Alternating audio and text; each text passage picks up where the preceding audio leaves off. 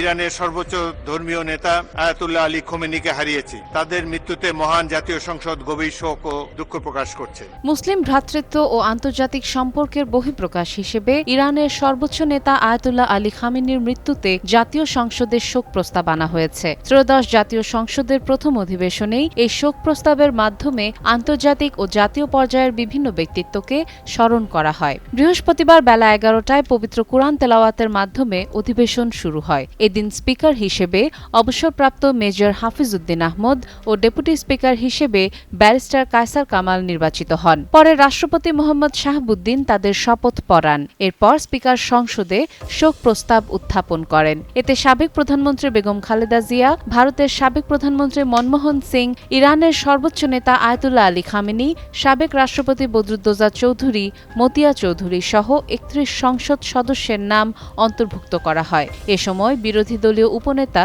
সৈয়দ আব্দুল্লাহ মোহাম্মদ তাহের আরও কয়েকজন নেতার নাম যুক্ত করার দাবি জানান। পরে স্পিকার জানান, প্রস্তাবিত বাদ পড়া নামগুলো অন্তর্ভুক্ত করা হবে।